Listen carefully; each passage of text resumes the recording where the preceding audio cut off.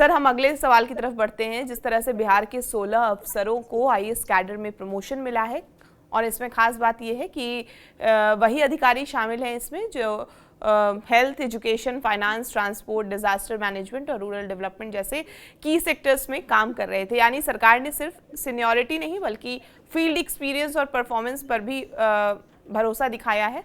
तो अब इन अफसरों की जिम्मेदारी और बढ़ गई है, क्योंकि आईएएस बनने के बाद जिस तरह से पॉलिसी मेकिंग और बड़े एडमिनिस्ट्रेटिव डिसीजन में इनकी भूमिका जो है वो अहम हो जाती है।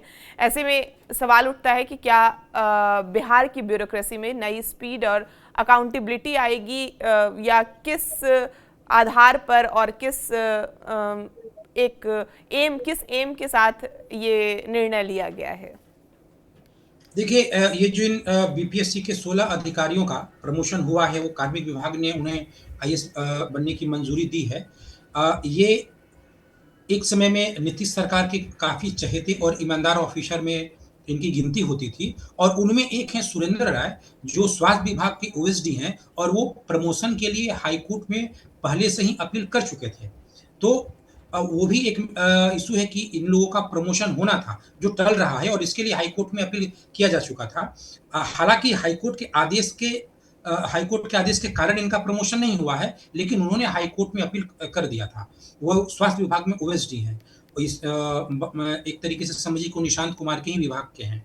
दूसरी बात ये है कि इसमें ज़्यादातर लोग हैं जो नीतीश के चहेते माने जाते हैं। जैसे इसमें बिंदु भूषण जी हैं, जो सूचना एवं जनसंपर्क विभाग के हैं। वो सरकारी योजनाओं का प्रचार जो सरकार करवाती है, उसके वो वरिष्ठ अधिकारी रहे हैं। खासकर जब जैसे शराबबंदी होती है, या जो भी भूमि सुधार संबंधी काम जो नीतीश कुमार का था, जिसमें नीतीश कुमार व्यक्तिगत तौर पे काफ़ी ईमानदार और अनुशासित दिखते थे, तो उन उन सरकारी योजनाओं का प्रचार-प्रसार बिंदु भूषण जी करते थे, नीतीश कुमार के चहेते थे। दूसरी एक ऑफिसर है इसमें डॉक्टर गगन, वो वेस्टफेड के प्रबंध निर्देशक हैं, और ये नालंदा के नोडल पदाधिकारी भी रहे हैं। तो सारे ज़्यादातर जो अधिकारी हैं, वो कभी नीतीश कुमार के कार्यकाल में काफ़ी वो सक्रिय रहे हैं। ज़मीनी स्तर पे उन्होंने काफ़ी काम किया है। जैसे मधेपुरा में आपदा प्रबंधन के हैं, विकास कुमार हैं, मृणाल दास हैं, जो कि स्वास्थ्य विभाग के अपर सचिव हैं, अंजनी कुमार हैं, जो पूर्णिया के डीडीसी हैं। तो इस तरीके से अधिकारियों की 16 अधिकारियों की एक लिस्ट है, और ये कभी अपने विभाग में जो जो भी सरकार नियम लाती थी, उसको व्यावहारिक तौर पे लागू करते थे और लाभार्थियों तक पहुँचाते थे। तो अब इन लोगों का प्रमोशन किया गया है। निश्चित तौर पे ये इन लोगों का जो अपना अनुभव है, उससे जो अगर इनको और महत्वपूर्ण ज़िम्मेवारी मिलती है, एक कोई देखिए, जो आईएएस का प्रमोशन हुआ है, अगर इनको ज़िम्मेवारी मिलती है तो ये बेहतर करेंगे।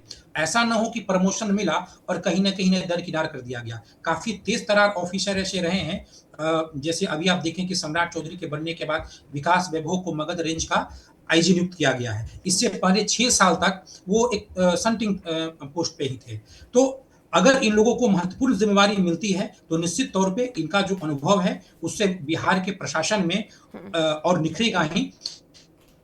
लेकिन महत्वपूर्ण बात ये है कि इनमें ज़्यादातर बीपीएससी के वो अधिकारी हैं, जो नीतीश कुमार के पसंदीदा हैं, और इनका प्रमोशन होना था। लंबे समय तक इसकी माँग की भी जा रही थी। तो प्रमोशन देकर के इनको कोई महत्वपूर्ण ज़िम्मेवारी दी जाती है या नहीं दी जाती है। ऐसा मैं इसलिए इस बात को दोहरा रहा हूँ, क्योंकि इनमें से ज़्यादातर लोग नीतीश कुमार के पसंद वाले ऑफिसर थे। यहाँ नई सरकार बनी है, सम्राट चौधरी मुखिया हैं इस पूरे सरकार के, तो ये देखने वाली बात होगी। लेकिन अगर इन्हें महत्वपूर्ण ज़िम्मेवारी दी जाती है, अगर मान लेते हैं आईएएस बन जाए, जो जिस विभाग में काम कर रहा है, उसी विभाग में उनको पदोन्नति मिल जाता हो, महत्वपूर्ण ज़िम्मेवारियाँ मिल जाएँ, तो निश्चित तौर पे ये लोग अच्छा काम करेंगे। लेकिन ऐसा देखा गया है कि जब बीपीएससी अधिकारियों को प्रमोशन मिल जाता है, तो उनको जो मूल आईएएस अधिकारी हैं, उनके समानांतर महत्वपूर्ण ज़िम्मेवारी नहीं दी जाती है, और दी भी जाती है तो उस गति से नहीं दी जाती है।